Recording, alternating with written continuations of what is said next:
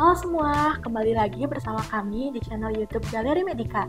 Pada video ini kami akan bahas tentang salah satu alat kesehatan yang dapat digunakan untuk terapi ketika tidur. Alat tersebut adalah ResMed AirSense 10 Auto CPAP untuk sleep apnea. Pada video ini kami ditemani oleh seorang narasumber dari distributor resmi ResMed Indonesia yang akan menjelaskan alat ini secara langsung. Baik, boleh perkenalkan terlebih dahulu. Terima kasih. Halo, saya dengan Maya Sonia. Kami merupakan distributor di ResMed, yaitu adalah alat PAP yang berguna untuk mengatasi gangguan tidur yaitu obstructive sleep apnea. Sebelumnya saya ucapkan terima kasih banyak kepada Maya bahwa sudah mau menemani kami di sini untuk menjelaskan tentang alat ini secara langsung. Nah, ini kan dari namanya itu AirSense 10 Auto CPAP untuk sleep apnea. Yes. Nah, sebelumnya mungkin boleh jelaskan sedikit tentang sleep apnea itu apa ya? Oke, sleep apnea itu merupakan salah satu dari gangguan tidur, yaitu obstructive sleep apnea atau yang kita bisa biasanya dengar itu adalah namanya OSA. Kita singkat OSA. OSA itu adalah obstructive sleep apnea. Gitu. Gimana cara untuk mendeteksi apakah pasien ini OSA atau tidak? Itu pertama kita harus melakukan screening. Jadi kita bisa isi seperti kuesioner seperti itu, atau kita bisa melakukan pemeriksaan sleep test dokter gitu. Jadi dokter yang biasanya untuk melakukan sleep test ini adalah dokter-dokter yang memang sudah menekuni dari bidang sleep gitu. Salah satunya adalah spesialis dari THT, kemudian ada juga neurologi, kemudian kita juga ada pulmonologi dan kardiologi. Jadi sebenarnya ada berbagai macam spesiasi dokter yang bisa terjun untuk ke bidang sleep ini gitu. Setelah kita sudah konsultasi ke dokter, kemudian kita melakukan sleep test. Nah, apakah itu sleep test atau PSG atau polysomnografi? Ini adalah tes tidur yang dilakukan oleh satu malam. Ketika kita tidur kita dipasangkan seperti channel-channel. Nah, ini yang mengetahui untuk gelombang otak kita seperti apa, gangguan tidur kita seperti apa gitu. Setelah itu nanti hasil rekaman dari PSG ini nanti kita akan scoring. Nah, untuk orang yang scoring dari sleep test ini itu harus ada orang yang memang ada gelar RPSGT. Jadi memang untuk orang yang sudah belajar di bidang sleep gitu. Kemudian setelah itu kita keluar scoring, ada namanya EHI, itu namanya apnea hypopnea index. Nah, AHI ini untuk orang normal atau orang yang tidak dikategorikan oleh orang yang OSA itu adalah di bawah 5. Tapi ketika kalian sudah melakukan PSG, kemudian hasilnya di atas 5, itu kita ada klarifikasinya, nanti bisa ditampilkan, ada ringan, kemudian sedang sampai yang parah atau severe, itu nanti ada skornya berapanya gitu. Nah, kalau sudah di atas 5 itu berarti nanti pasien harus melakukan treatment untuk mengatasi OSA ini. Nah, untuk saat ini gold standar untuk mengatasi OSA ini menggunakan terapi CPAP, yaitu ini gitu. Jadi cara kerjanya bagaimana? Cara kerjanya itu adalah alat ini memberikan pressure positif untuk membuka jalur nafas kita, sehingga saat kita terjadi kolaps nih, saya ada ini ya, kita kolaps, kita kan tidur seperti ini nih, karena tadi gravitasi itu ya, kolaps seperti ini, nanti dikasih CPAP nih, pakai masker. Nanti kita akan jelaskan juga masker itu apa sih gunanya masker, bagaimana cara masker untuk membantu pressure untuk membuka jalur nafas kita. Nanti dari sini pressure-nya kemudian nanti terbuka nih, ini jalur nafas terbuka seperti ini. Sudah terbuka seperti ini, jadi nanti nafas kita normal gitu oleh bantuan mesin CPAP ini. Oh, jadi sleep apnea itu salah satu gangguan tidur ya? Betul sekali. Terus dari alat ini tuh tadi kan berguna untuk membuka jalur ini jalur nafas yang nggak ketutup. Sebenarnya ada manfaat lain nggak untuk selain ngebuka jalur nafas? Tentu dong, kalau kita tidur, kita nafasnya terbuka, kan otomatis oksigen yang kita butuhkan saat kita tidur itu terdistribut dengan sempurna ke organ-organ kita. Jadi kalau kita tidur itu kita ada fase tidur ya. Fase tidur itu ada beberapa stage, yaitu fase N1, N2, N3, dan fase REM. Nah, kalau di saat kita tidur dengan deep sleep itu oksigen terdistribut dengan sempurna, kita bisa masuk ke REM, itu artinya kita itu kualitas tidurnya baik. Nah, kalau kualitas tidur kita baik, berarti hidup kita baik juga. Karena ada nyaman, karena ada berbagai keluhan orang tidurnya tuh lama, tapi kenapa saya itu tidak bisa nyenyak dan kita tidak bisa fresh. Jadi ya sebenarnya sipap itu sangat berguna sekali gitu. Sangat berguna untuk kualitas tidur yang baik gitu ya. Betul. Nah, mungkin langsung ke produknya kali ya. Ini tuh kelebihan dari jenis ini dibanding yang lain tuh apa ya, Kak? Oke.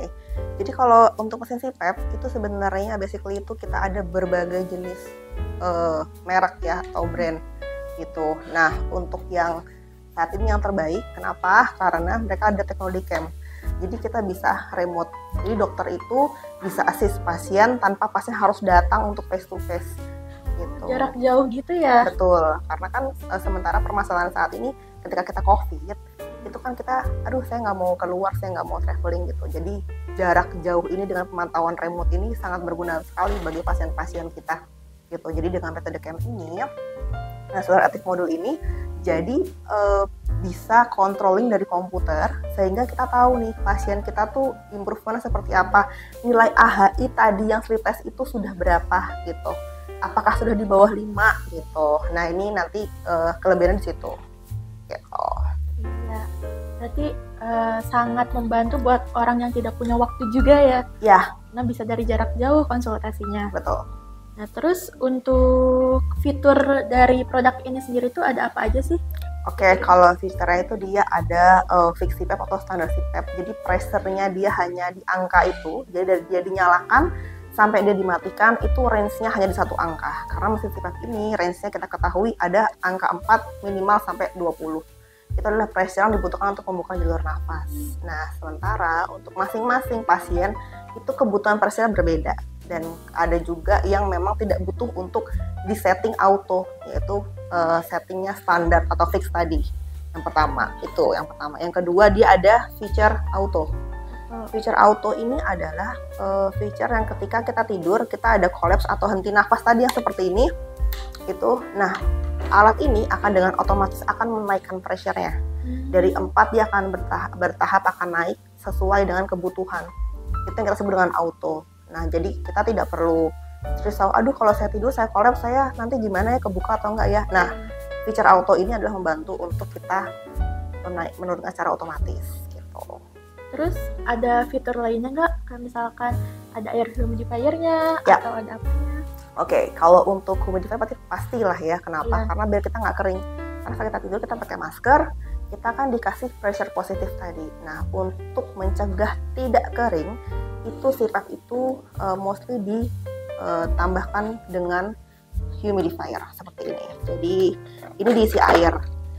Misalnya nggak terbayang keringnya seperti apa sih gitu, kok kering kan cuma dikasih pressure. Jadi gini analoginya, kalau kita naik motor kita nggak pakai masker, mulut kita terbuka, itu pasti kita akan kayak seperti nelan ludah kan. Iya. Aduh kering. Nah sama seperti CPAP itu, jika kita sepanjang malam kita pakai CPAP ya, itu pasti kita bangunnya akan kering. Itu kenapa CPAP itu pasti akan ditambahkan dengan feature humidifier gitu. Jadi bentuknya seperti chamber, seperti ini chamber water, seperti ini. Nanti kita lihat ada tanda segitiga ini. Jadi kita buka aja. Nah ini diisi air. Nah pengisian air ini dia ada parameternya, ada minimum, medium, dan maksimum. Nah nanti kita isi air. Nah airnya air apa? Air yang nggak sembarangan air. Airnya harus air suling, air distilled water, atau air non mineral. Sebenarnya non mineral kita ada ya brand yang tutupnya oranye itu tahu kan? Oh iya, nah tahu. Itu mudah banget belinya di Swalayan tuh ada, tinggal diisi aja, kemudian dipakai, ditutup, masukkan, pakai tubnya, pakai maskernya, tidur. Pagi hari harus dibuang airnya. Harus dibuang ya, wajib. Kenapa? Karena kalau misalnya kita tidak buang airnya, bakteri itu akan happy bergenang di situ. Oh. Jadi harus diganti. Terus jadi penggunaan alat ini tuh udah dijelaskan sebelumnya kan harus sesuai dengan saran dari dokter. Betul. Jadi nggak bisa sembarangan siapapun pakai gitu ya untuk tekanannya. Benar. Jadi kalau untuk orang yang sudah memang OSA, memang oh saya sudah ada peneguhan diagnosa nih kalau saya OSA, saya butuh pakai CPAP gitu. Ya memang harus balik ke dokter. Jadi kita kontrol ke dokter. Dok, ini proses saya seperti ini, keluhan saya seperti ini. Apakah saya perlu change setting saya, ataukah saya perlu untuk adjusting masker saya? Jadi memang harus menggunakan tenaga ahli profesional untuk bidang sleep atau dokter-dokter yang memang sudah terjun di dunia sleep gitu. Karena kita tadi udah tahu manfaat, fiturnya, mungkin Kak boleh langsung dijelaskan bagaimana cara menggunakannya? Oke. Nah, sebelum kita aplikasikan ke wajah kita saat kita tidur, kita harus perlu tahu dulu sebelumnya masker apa yang cocok buat kita. Nah, basically masker itu kita ada 3 tipe, Kak. Jadi masker kita itu ada masker pillow, masker nasal, sama masker full face mask. Jadi kita bisa lihat ini ada jenis-jenis maskernya gitu. Nah, kalau misalnya kita sudah ketemu nih, oh ternyata saya itu cocoknya dengan masker yang pillow. Oke, kita bilang pillow. Nah, oke, masker pillow ini kita letakkan di wajah kita seperti ini. Nah, kemudian kita hubungkan dengan tube-nya. Tube-nya kita hubungkan ke alat ya. Jadi alatnya sudah connect sama listrik. Kemudian kita pasang ini. Pasang dulu tube-nya. Ya, pasangkan. Kemudian kita letakkan tube-nya di atas. Ini ada konektor lain, saya lepas dulu ya. Oke, nah seperti ini. Kemudian kita tidur. Nah, kita tinggal on-kan aja alatnya. Seperti ini. Yang udah di setting ya sebelumnya? Sudah di setting sebelumnya. Nah, ini sudah keluar pressure-nya. Kita bisa dengar ini nggak ada suara sama sekali. So, begitu brand ini tuh sangat smooth ya, jadi tidak ada suara sama, tidak ada bising, jadi tidak ada ganggu gitu. Nanti dia kalau malam dia juga akan gelap seperti itu. Oke, nah kalau kita kan tadi saya sudah mention nih, kita ada 3 tipe. Jangan lupa nih, ketika kita mau tidur, kita pastikan settingan pressure kita sama settingan masker yang kita pakai itu sama. Oke, ini saya. Jadi beda masker itu beda settingan ya kayak?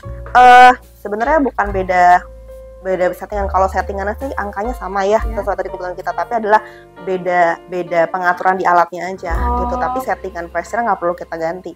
Yang perlu kita ganti itu cuma jenisnya aja gitu. So jadi si mesin ini tuh bisa mengira-ngira nih kira-kira dengan mode masker ini tekanan berapa yang diberikan. Okay. Nah, kita sudah di tampilan awal seperti ini. Nah, untuk mengganti jenis dari maskernya, kita cukup dari My Option, kita klik, kita pindah ke mask. Kita klik, dan disini kita lihat, kita ada tampilan dari pillow, ada full face, dan ada nasal. Karena kita sekarang menggunakan jenis yang pillow, jadi kita rubahnya ke pillow. Klik seperti ini. Gitu. Oh, jadi cara menggunakannya seperti itu ya kayak. Oh, di sini ada tulisan sleep report. Itu tuh berarti isinya apa ya, Kak? Oke, sleep report pertanyaan bagus loh sebenarnya. Jadi kita tuh kan pakai CPAP ini, kita tuh pengen improve kan kualitas tidur kita tuh seperti apa, baik atau enggak, IHI kita tadi itu di bawah 5 atau enggak gitu. Nah, untuk lihat itu tuh kita nggak perlu ke dokter, nggak perlu tanya, dok ini gimana gitu. Nah, kita ke dokter ketika kita kontrol, ini sudah ada jadwal. Nah, tapi untuk daily quick view-nya, kita tuh sudah bisa lihat dari alat, nanti mereka tuh sudah average sendiri nih di penggunaan kita. Berapa jam lah, sebulan berapa hari lah, yang di atas 4 jam itu berapa hari, kemudian akumulasi kita tidur kita average-nya berapa, ISI kita berapa, pressure-nya kita berapa, itu ada di sini gitu. Nanti kita jelasin gimana caranya ngebuka, kita bacanya seperti apa. Oke, setelah sudah kita ke menu awal seperti ini, kita geser kursornya ke bawah ke sleep report. Kita klik aja seperti ini, nanti muncul di sini usage hours-nya berapa. Saat kita tidur, kemudian kita bangun, nanti muncul nih, oh berarti tadi malam kita tidurnya sudah berapa jam gitu. Nih, kemudian nanti dia akan tambahkan juga untuk nilai IHI. Jadi IHI kita atau nilai henti nafas kita yang terjadi tadi malam itu berapa indeksnya. Kemudian yang bawahnya lagi itu adalah muscle. apakah kita itu masker ada kebocoran atau enggak, ataukah kita penggunaan ada pergeseran atau enggak sehingga ada leakage atau enggak. Di sini nanti kita bisa lihat. Ketika nanti banyak kebocoran, nanti wajahnya dia akan merah marah gitu. Dia akan tampilan emotnya tuh akan berbeda. Untuk humidifier-nya itu kita lihat apakah sudah cukup atau enggak, dia juga bisa lihat dari situ. Kemudian kita geser lagi ke bawah sampai ke more info, bisa kita lihat ini ada periode penggunaan 1 bulan. Di sini kita pakainya baru 1 bulan ya. Sebenarnya bisa diganti juga sih. Nah, tapi kita pakainya paling baru 1 bulan. Karena untuk 1 bulan ini kita bisa lihat nih. 1 bulan seperti ini kita klik. Nah, kemudian kita bisa lihat nih dari 1 bulan itu ada berapa hari yang kita pakai. Contoh, dari 30 hari ini kita ada 28 hari yang pakai CPAP. Dia akan kasih terlihat nih 28/30 nih di sini. 28/30 dia akan tunjukkan. Kemudian dia akan kasih lihat juga nih dari 28 hari pemakaian kita yang di atas 4 jam itu berapa gitu. Karena menurut mesin CPAP di atas 4 jam itu yang efisien. Jadi kalau kita misalnya tidur setiap hari tapi kita pakai di bawah 4 jam sama aja nggak efisien dong. Sehingga mereka buatlah di sini parameter di atas 4 jam itu ada berapa hari dari 28 hari itu. Contoh ya 28 ya contohnya. Kemudian ada average usage. Itu adalah rata-rata penggunaan kita itu ada di berapa lama gitu, berapa jam gitu. Kemudian ada usage hours, itu adalah dari total kita penggunaan alat itu berapa jam. Nah, pressure nih di sini nih kelihatan nih dari range 4 sampai 20 tadi itu pressure berapa yang ideal untuk membuka jalur nafas kita. Seperti tadi kita ingat semua pasien itu berbeda. Oke, kemudian untuk leakage-nya. Nah, kita bisa lihat nih indeks kebocoran kita tuh ada berapa persen gitu. Ada berapa liter per menitnya. Nah, kemudian ini ada IHI. Nah, yang penting tuh ini nih.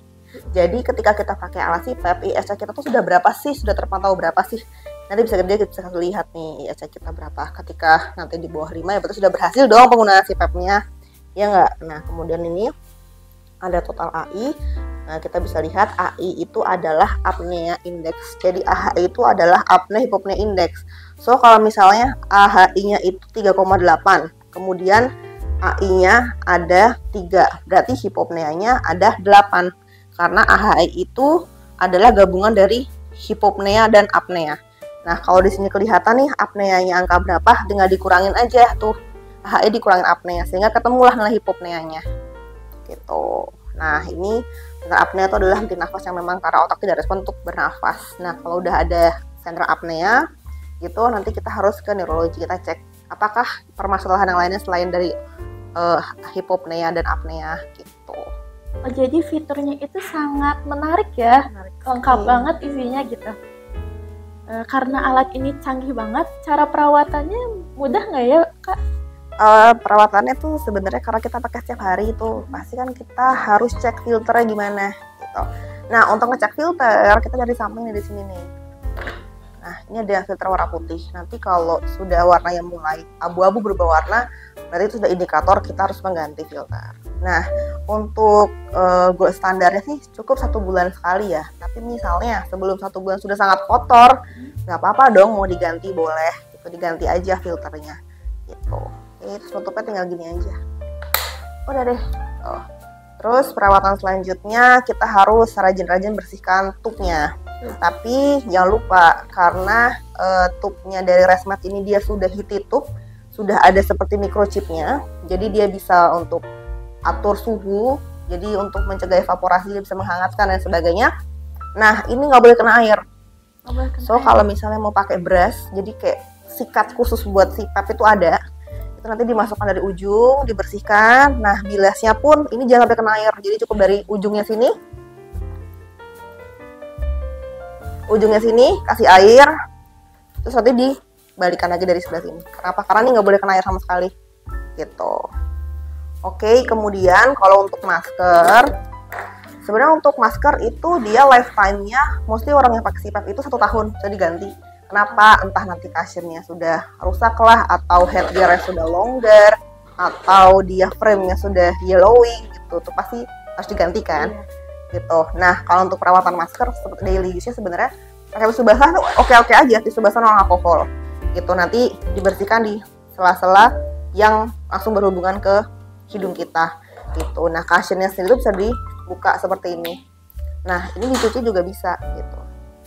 Untuk pencucian itu bisa menggunakan sabun. Untuk pencucian menggunakan sabun itu bisa menggunakan sunlight ya, karena saya pernah datang ke conference sleep gitu. Kemudian pengajarnya itu bilang lah kalau untuk membersihkan itu pakai sabun cuci piring malah bagus loh gitu. Saya tanya loh, kenapa, kan sabun cuci piring, kenapa nggak sabun bayi atau apa? Ya nggak salah juga mau sabun bayi, cuma kenapa sabun cuci piring? Karena logikanya kita itu produksi minyak nih kulit kita. Kalau pakai sabun muka yang punya kita kan lumayan ini ya, gitu ya, boros ya. Jadi pakai sabun cuci piring, kenapa? Karena dia bisa menghilangkan lemak gitu. Terus udah bersih, kemudian dipasang lagi. Jadi coba dikeringin dulu ya. Nah, setelah udah kering, pasang lagi. Seperti ini. Tuh. Jadi dia ada segitiga, nanti tinggal dibuka aja. Udah gitu dipasang lagi. Kalau untuk headgear sih bisa juga dicuci dilepas nih. Headgear itu bisa dilepas. Tapi nanti untuk pengeringannya ya sebaiknya jangan digantung. Nanti kalau kita keringinnya digantung dia akan melar gitu. Dan nanti kalau misalnya sering-sering dicuci sebenarnya bagus juga bersih, tapi jatuhnya apa? Jadi dia nggak gitu lengket lagi gitu. Jadi bagusnya sih memang dicuci ketika memang kotor banget aja gitu. Kalau yang daily use untuk dibersihkan sih cukup dengan cushion. Cushionnya aja. Jadi yang harus diperhatikan itu adalah filternya, tube-nya, sama si maskernya. Ya, betul.